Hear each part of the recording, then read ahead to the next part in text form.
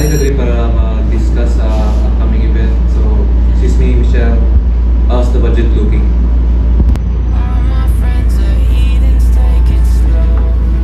Oh, it's ready. Zaira, Ice here.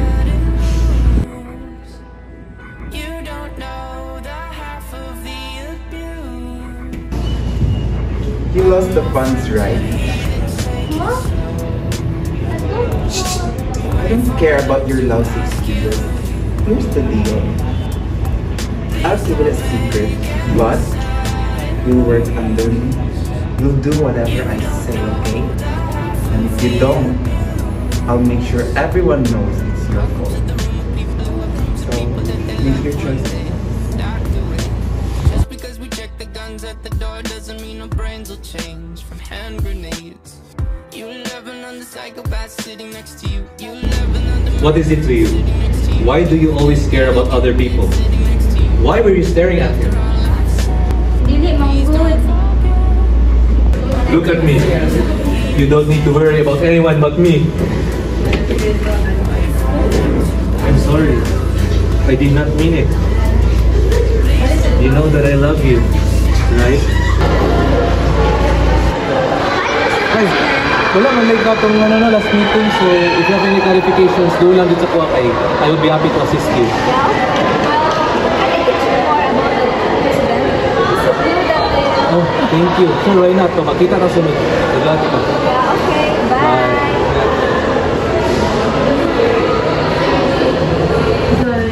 Ginainganak ka ni Andre, ay biyain na siya. I don't stay any longer in that relationship if he's hurting you. I biyain na siya. I don't stay any longer in that relationship if he's hurting you. I'll go and search it.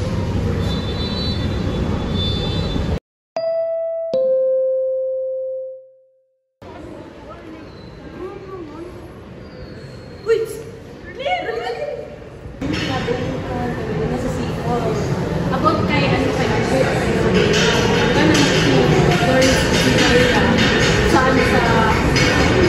sa banyo, gusto daw makipag-hirap sa Tanda.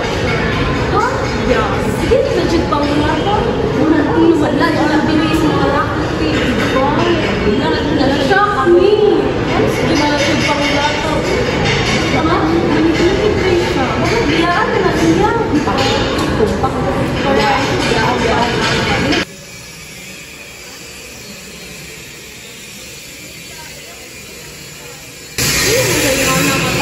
Kasi hindi ka lang, first lang sa itong adlawa or wala lang sa pangod, daghan kayo sa ginabuhat mga ko. Kasi hindi na kanang daghan lang sa ginagina itong adlawa. Andre, bilis ako. I want to end this. You're hurting me. Huh? Tama. Tara ni may nana, nakadali. You should be thankful that I love you.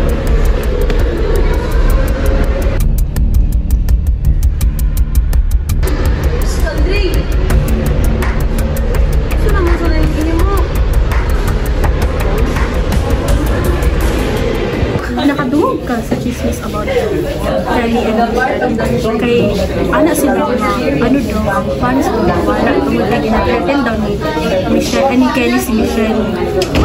Nakadungog ka na ay matana sa Improvise, revise the first. You did naman. You answered is not beautiful.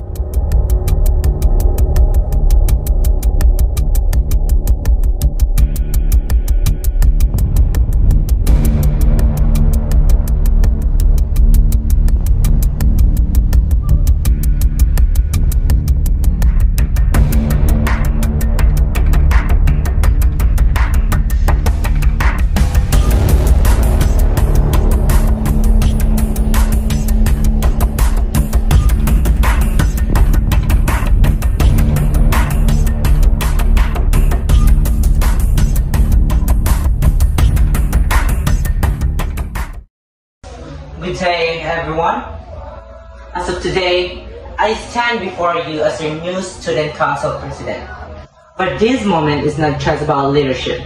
It's about accountability. A lot of things happen in the school that should never been allowed. Abuse, manipulation, and emotional blackmail. All done in silence. All ignored by fear. But on this day forward, that silence ends.